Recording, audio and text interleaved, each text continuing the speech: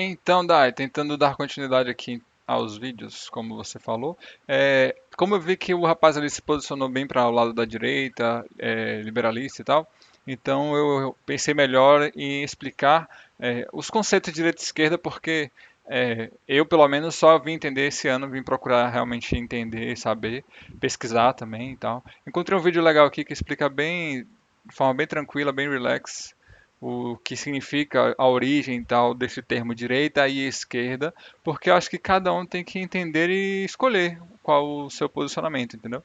Vamos lá. Que existem por aí.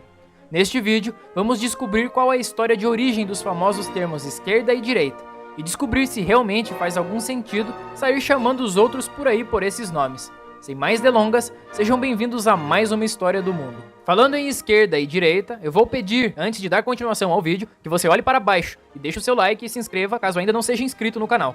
Fazendo isso, você ajuda o canal a ser divulgado para mais pessoas e também ajuda ele a continuar crescendo. E o melhor é que não custa nada, então deixa de preguiça e ajuda aí. Para compreendermos a história destes termos, precisamos voltar para a França de 1789. Foi neste ano que ocorreu a famosa Revolução Francesa, e é no contexto dela que iremos encontrar a origem do direita e esquerda.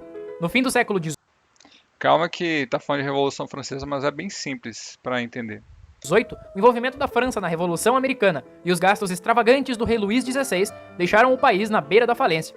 Além dos cofres vazios, o país também enfrentava colheitas muito pobres, secas e preço de alimentos básicos subindo muito. Com toda essa crise e descontentamento do povo, o rei Luís convocou o chamado Estados Gerais, uma assembleia que era convocada em momentos de crise e tinha sido utilizada pela última vez em 1614.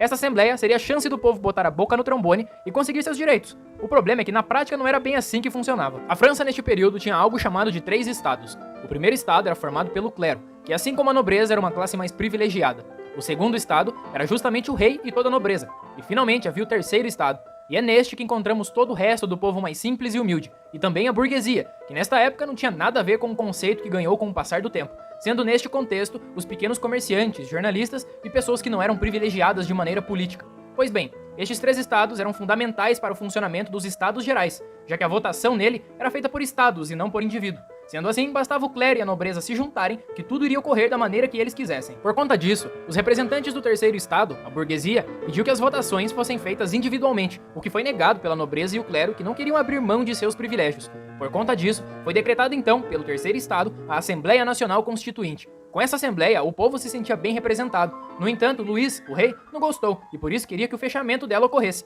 A partir disso, a coisa ia pegar fogo. O povo ficou furioso e em 14 de julho de 1789, a população atacou a Bastilha, uma prisão para onde eram enviados os inimigos do absolutismo francês. A queda da Bastilha, como ficou conhecida, acabou se tornando o símbolo da Revolução Francesa e espalhou o ar revolucionário por todo o país. A partir da queda, o processo de revolução na França iria se estender por 10 anos, e diversas coisas iriam surgir e mudar. Inclusive os ideais de igualdade, fraternidade e liberdade, lema da Revolução, que com o tempo seria substituído por cabeças rolando. Rapidinho, dá uma pausa aqui só para explicar que ele foi um pouquinho mais para frente ali, explicando algumas coisas que frutos, né, dessa revolução toda, mas aí ele vai voltar um pouquinho para aquela assembleia que ele explicou ali. Na guilhotina, durante o período que ficou conhecido como Terror, onde por 14 meses, cerca de 17 mil pessoas foram assassinadas por serem supostamente inimigos da Revolução. Durante o governo dos revolucionários, coisas como a Declaração dos Direitos do Homem e Cidadão, a Lei dos Suspeitos, que perseguia os considerados inimigos da Revolução, e diversas outras coisas iriam acontecer. Mas dentre elas, a mais importante para o nosso tema é o surgimento dos girondinos e dos jacobinos. Durante o processo de revolução, os chamados revolucionários tinham supostamente o mesmo interesse. Porém, após a revolução ser estabelecida, os ideais que antes os uniam agora seria motivo de divisão. Parte dos revolucionários desejava resolver as coisas com o rei de forma diplomática, com um acordo que seria o melhor para o país. Eles também eram contra a morte do rei, preferindo que ele fosse exilado e mantendo alguns aspectos do antigo regime. Esses caras eram os chamados girondinos, a parte mais moderna. Detalhe, né? Esses aí parecem mais amigos do rei. Você vai ver por que amigos do rei logo lá na frente. Dos revolucionários. Do outro lado, temos os mais inflamados, por assim dizer. Eles não gostavam muito de ser contrariados e acreditavam que o melhor deveria ser feito a qualquer custo, e não queriam negociar com o rei, e sim colocar ele na guilhotina, coisa que ocorreu em 1793 e aconteceria com diversas outras pessoas no terror que mencionei. Esse grupo eram os chamados jacobinos, e como deu para perceber, era o lado mais revoltado. Agora que sabemos quem são eles, podemos finalmente desvendar o mistério, que na verdade é comicamente simples até demais. Acontece que durante a Assembleia Nacional Constituinte, que eu já mencionei, os jacobinos, os mais exaltados e radicais, ficavam sentados do lado esquerdo. enquanto os girondinos, que eram mais moderados e mais ligados às classes dominantes, ficavam sentados à direita. Não sei se eu sou muito distraído, mas quando eu vi, eu fiquei, oxe, esquerda tá na direita, a direita tá na esquerda. Eu não tinha lido o que tá em cima, né? A pintura tá ao contrário. Como eu disse, bem simples. Termos que hoje em dia são utilizados e relacionados com trocentas ideologias diferentes surgiram então por conta do lado da sala do qual estavam sentados revolucionários da Revolução Francesa no século XVIII. A maneira na qual surgem os termos e a maneira na qual são utilizados em discursos políticos hoje em dia é o que realmente é interessante, já que em quase 100% das vezes está errado. O grande problema é que esses conceitos são simplistas demais e, além disso, criam divisões totalmente erradas e desnecessárias. Tá, eu vou dar uma pausa aqui só para voltar a explicar o que ele colocou ali. Então existia um grupo que era mais amigo do rei, estava mais à direita, os gerondinos. E existia um outro grupo que era o grupo dos mais revolucionários. E aí ele tinha explicado lá no começo que esse grupo era um grupo que tinha ali o povo mais pobre, os comerciantes, os jornalistas, o pessoal das classes mais baixas, né? Então eles estavam mais à esquerda. Então, na verdade, ali era mais ou menos ali uma disputa de classes. Na verdade, mais ou menos não, era uma disputa de classes, né? Nem preciso citar que relacionar esses termos com comunismo e capitalismo no contexto da Revolução seria uma grande idiotice, já que ambos os conceitos nem sequer haviam sido desenvolvidos. A Revolução, em 1789, foi muito influenciada pelo Iluminismo francês, e era uma revolução progressista. O interessante é que até mesmo os girondinos, que defendiam a conservação parcial do antigo regime, a direita nesse caso, eram considerados progressistas, já que tinham em vista o progresso para o futuro, com mudanças e evolução. No cenário político atual, é quase que regra alguém com ideais progressistas ser automaticamente taxado como de esquerda. Do outro lado do progressismo, temos o conservadorismo, que iria se desenvolver com o filósofo britânico Edmund Burke, considerado o pai do conservadorismo. Burke foi um crítico da Revolução Francesa e viveu no mesmo período em que esta ocorreu. A filosofia de Burke e seu conservadorismo, no futuro, viriam a dar base para pontos de vista que no século XIX seriam considerados de direita. Bom, aí a gente está percebendo que depois que a gente define esquerda e direita, surgem outros nomes, outras nomenclaturas ali, conservadorismo, progressista, né? E aí confunde um pouco, porque na verdade os termos foram se adaptando. Ele tinha comentado ali que os termos são muito vagos, né? Muito abrangentes, né? Os dois. Aí eu tinha separado um outro vídeo aqui, e aí esse vídeo já está colocando um pouquinho mais traduzido. Aqui o foco já não é mais a origem, né? A origem você viu lá, foi só uma questão de aleatória, né? Um grupo estava na direita, outro estava na esquerda e acabou aleatoriamente criando esse termo de quem é da direita e quem é da esquerda. Aí esse outro vídeo aqui já vai falar sobre um pouco mais do conceito no sentido prático.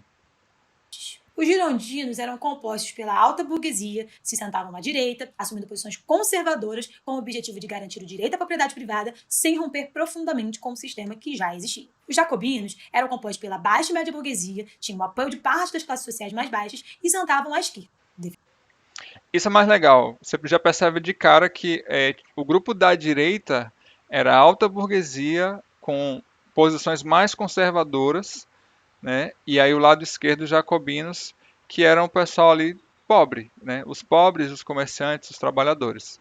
Defendiam ideais mais radicais e desejavam romper completamente com o absolutismo. Lembrando que se a gente for olhar assim, tem um lado bom e um lado ruim, não é tão simples assim, porque os jacobinos eram revolucionários demais. Lembra que eles queriam até matar o rei, inclusive conseguiram, né? Mais na frente, e eles, enfim, assassinavam as pessoas por conta dessa questão de serem radicais demais e querer o poder a qualquer custo. Enfim, isso aí não é o contexto agora. Apesar da origem dos termos estar ligada à Revolução Francesa, no século XIX, essas palavras ganharam alguns sentidos diferentes. A consolidação do capitalismo e a expansão dos antagonismos entre burguesia e proletariado levou a uma nova fase dos termos direita e esquerda, a Revolução. O inimigo agora é outro. A burguesia chegou ao poder e passou a se posicionar de forma conservadora, se tornando, portanto, a direita do rolê. Já a esquerda ganhou um novo olhar a partir do surgimento do socialismo científico e de outras correntes, por exemplo, e do fortalecimento da luta do proletariado por melhores condições de vida. Assim, esses termos atualmente são utilizados para determinar as posições ideológicas de pessoas, classes, grupos e ou partidos políticos. Engraçado, esquerda e direita é vago, né? E aí alguns políticos do Brasil aqui, inclusive, tentam utilizar novos termos para não ficar assim rotulado, sou de direita, sou de esquerda. Aí tem um vídeo de Ciro, eu não separei aqui, mas que é um vídeo bem curto, dá até para achar aqui, ó, deixa eu achar rapidinho. Pera aí. Ciro, direita ou esquerda? Estou digitando aqui. Ó,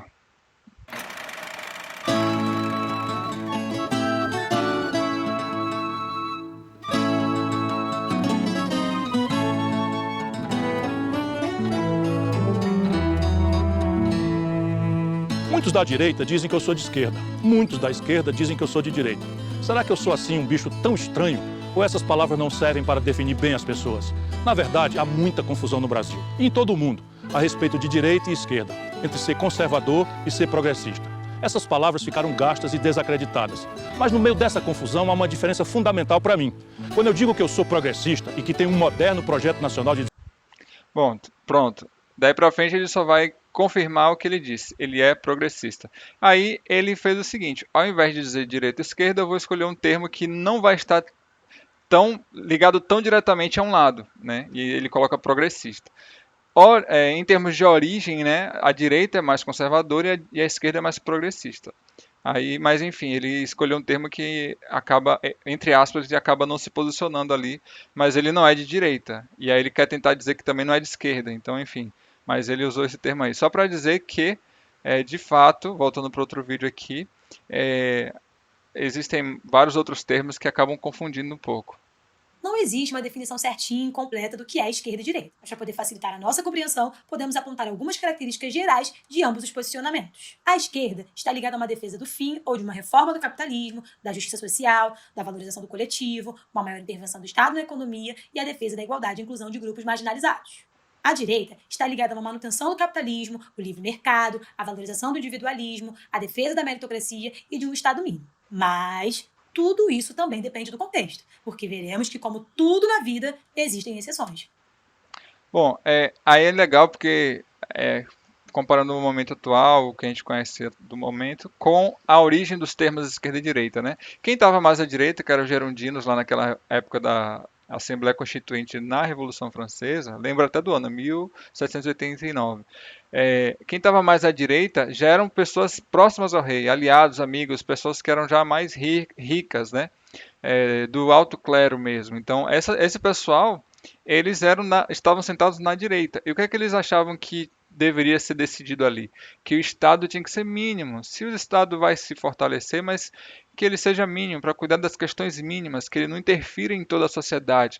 Porque cada um tem que ter liberdade para fazer o que quiser, né? Só que quando eles falam disso, eles são ricos. Então a liberdade deles é uma. E se você analisar, a liberdade do pobre é outra, é bem diferente, principalmente em termos de oportunidade. Aí você vê ali, ó, na direita, manutenção do capitalismo, livre mercado, a valorização do individualismo e da propriedade privada, né?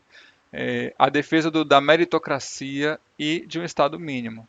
O detalhe é, se você colocar a meritocracia como uma regra de governo, você acaba assim concluindo que todo mundo é igual no sentido de que todo mundo tem as mesmas oportunidades. E é só você batalhar, trabalhar, que você vai conseguir o que você quiser. Mas a gente sabe que não é bem assim, porque as pessoas mais pobres, elas têm muito menos oportunidades. A pessoa que nasce filho de um rico, filho de um famoso, etc., essas pessoas com certeza vão ter muito mais oportunidade, as coisas vão vir muito mais facilmente, né? E a gente nem está falando só de herança, né? Está falando de a pessoa ter realmente muita capacidade simplesmente por nascer, por exemplo, branco, em vez de nascer preto, entendeu? Por ser homem, ao invés de ser mulher, né? Então, tipo, a pessoa que é mulher vai enfrentar muito mais dificuldade do que um homem na sociedade. Então, assim, existe ou não necessidade do Estado intervir nessas questões? Aí é uma questão simples para cada um tomar um lado, né? E o lado da direita acreditava que não, essas questões o Estado não deveria se envolver. Tem que ser pela meritocracia, pelo mérito, o esforço de cada um. E aí vem ao lado da esquerda, que está bem descrito ali por ela, né? Ou o fim ou a reforma do capitalismo, né? Com justiça social, a justiça social implantada pelo Estado, ou seja, o Estado deveria garantir essa justiça social, a valorização do coletivo, uma maior intervenção do Estado na economia, ou seja, o Estado maior. Do outro lado, o Estado mínimo, o Estado menor. né? Então, por aí a gente consegue entender o que é a direita e o que é a esquerda, né? E quando eu falo assim na esquerda ali no final, inclusão de grupos marginalizados, é interessante porque a esquerda aí está colocando que o Estado tem responsabilidade de garantir a igualdade social. Entendeu? Quer dizer, as minorias têm um pouco mais de vez, né? E quando você fala minorias têm mais vez, mais espaço, é uma visão mais progressista, né? Por exemplo, dar um exemplo aqui um pouco polêmico, a família, né? A visão conservadora, a família só casa homem-mulher, só tem filho homem-mulher. Só que a gente sabe que tem um percentual muito grande da sociedade que é homossexual e outras variações do grupo LGBTQI+, né? Mais. Enfim, então, se você tem uma visão mais de direita, você não vai cuidar desses grupos, cada um por si. E se você tem uma visão conservadora, o Estado não vai se envolver nisso. Já na esquerda, a visão mais progressista, né? Esses grupos têm que ter espaço, sim. Eles têm que ter liberdade de querer e fazer o que eles quiserem, né? E aí só lembrando um detalhe que eu falei, que eu comentei que aqueles grupos lá dos jacobinos, eles não eram tão bonzinhos, porque eles queriam igualdade, sim, queriam que o Estado fosse grande para garantir essa igualdade. Porém, naquela época as mulheres, por exemplo, não podiam votar. E aí surgiram movimentos de revolucionários das mulheres e muitas mulheres morreram na mão dos jacobinos por causa disso, por exemplo, né? Então essa liberdade também é questionável. Mas enfim, então você percebe que historicamente tem uma briga, uma disputa, e eu acho legal analisar a disputa de classes nessa divisão de quem está na direita e quem está na esquerda, né? É definitivamente uma disputa de classes, né? Deixa eu ver se tem mais alguma coisa aqui no vídeo. Segura aí. Apesar de serem usados como sinônimos, é preciso tomar muito cuidado porque os termos direita e esquerda não possuem o mesmo significado que as expressões conservador e progressista. Enquanto as nomenclaturas esquerda e direita estão mais ligados a aspectos econômicos e políticos, como o papel do Estado, por exemplo, os termos conservador e progressista estão mais conectados ao posicionamento com relação às questões sociais e de políticas públicas, como a luta pelos direitos das minorias, por exemplo. Atenção, atenção, essas características dependem de cada contexto. Então, é importante compreender que nem tudo se encaixa no contexto brasileiro, por exemplo. Ou seja, Acho legal colocar isso porque, na verdade, se você tenta dizer direita é conservador, esquerda é progressista, isso você também limita, né? Então esses termos vão se mesclando, mas você pode ter, entre aspas, uma esquerda mais conservador, uma esquerda mais conservadora, ou esquerda mais progressista, direita mais conservadora, ou direita mais progressista. tudo isso é bem mais complexo do que a gente imagina, e entre um lado e outro existe um abismo que é alimentado pelas constantes mudanças políticas e ideológicas que fazem surgir novas designações para determinados grupos. E até essas subdivisões podem ter nomes diferentes. Se você souber algum, já deixa aí nos comentários. Bom, vamos chamar o probleminha e tentar descrever algumas dessas construções políticas. Pro lado mais à esquerda do rolê, nós temos a extrema esquerda. Defendem uma revolução imediata, dependendo do grupo. O uso Vai ficar muito longo, ainda mais longo do que já está, se a gente for entrar nesses detalhes aí, de extrema, né? Mas, enfim, tem muita coisa aí para você observar, porque extrema esquerda, esquerda, esquerda centro, centro, centro-direita, direita, extrema esquerda, é muito posicionamento possível. Mas acho que o resumo é, a direita entende que, como eu tinha falado no outro vídeo, e o cara lá pensa dessa forma, quanto mais fácil, aliás, quanto mais rico o mundo, o país, o mundo for, melhor para o mundo, né? Isso você dá mais emprego, qualidade de vida, etc, etc. Então você enriquece as empresas e, entre aspas, você enriquece quem está mais rico também, né? Obviamente, não dá para ser ingênuo. E aí você enriquece todo mundo, o mundo inteiro junto, e o Estado não interferindo nisso, né? Nas relações privadas, nas propriedades privadas também. E aí cada um por mérito vai alcançando seus objetivos, médico, professor, etc. Vai tendo a sua ascensão em sua carreira conforme seu esforço, né? E aí o lado da esquerda já entende que não, que o Estado sozinho, aliás, a sociedade sozinha, ela não vai conseguir avançar, se é uma sociedade feliz, bem-sucedida e, enfim, etc., se não tiver o Estado garantindo essa igualdade. A igualdade para que todo mundo tenha as mesmas oportunidades, né? E aí eu vou terminar minha fala aqui, explicação, com uma frase que eu vi essa semana, acho que foi essa semana, no final de um vídeo. Não existe pobre de direita, existe pobre alienado. E eu concordo um pouco com essa frase, porque assim, eu não consigo entender como que é possível é, todo mundo ser feliz se a gente for de direita, por exemplo, e a gente pensar que enriquecendo os mais ricos, de alguma forma, esses ricos, essas empresas vão ajudar os pobres, né? Os mais pobres, os mais iletrados, né? E assim, eu acho que realmente o melhor posicionamento é um pouco mais para a esquerda, mas não uma esquerda radical, né, que queira o Estado dominando tudo, mas uma esquerda também um pouco ao centro. Então, assim, a gente precisa, na minha opinião, precisa ter um Estado que consiga garantir que os preços sejam de alguma forma regulados, porque, por exemplo, olha que interessante, a inflação, quando você compara governo Lula e Bolsonaro, por exemplo, a inflação, eu vou tentar olhar para cá, a inflação era muito parecida, né? Dá até para mudar aqui e botar a câmera maior. Aí só que vai ficar um pouquinho menos de qualidade. Aí. Mas enfim, terminando, se você comparar o governo Bolsonaro com o governo Lula em termos de números, você vai ver que a inflação é muito parecida, em termos de entre 5 e 6% de inflação nos governos Lula e Bolsonaro. Só que olha que interessante, a inflação no governo Lula era mais em cima de serviços, né? Isso eu pesquisei recentemente e aí consegui entender melhor. Ou seja, os serviços custavam mais caros e as mercadorias não, os preços não aumentaram tanto na época do governo Lula. Tudo aumenta de preço, mas o que puxou a inflação para cima, digamos assim, para o nível que foi no nível do governo Lula, foi mais o aumento de serviços. Só que quem é que ganha mais quando os serviços ficam mais caros? É quem presta os serviços. Quem presta os serviços são os pobres. Os pobres prestam serviços para os ricos. Não é o contrário. Não é o rico que presta serviço para o pobre. Então, o rico, inclusive, nem fica mais pobre se ele pagar um pouco a mais para o pobre, né? Isso aconteceu no governo Lula. Agora, nesses 4 anos com o governo Bolsonaro, claro, ele teve influência da pandemia em 2020, em 2021 um pouco da influência da guerra, mas assim não justifica, porque o governo dele foi um governo de direita mesmo, junto com Paulo Guedes lá.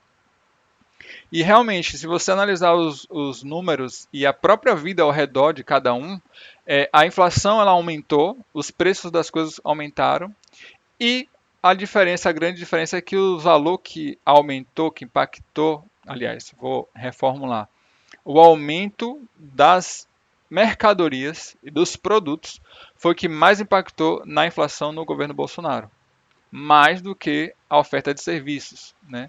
Então, nesse caso, quem é que sai mais prejudicado com esse tipo de inflação? O pobre. Porque quem é que depende mesmo das mercadorias? Quem é que consome mais mercadorias? É o pobre. Quem consome mais serviços? É o rico. Então, quem consome mais, quem é que depende do preço do tomate, do arroz, do feijão para poder se alimentar, para poder sobreviver? É o pobre.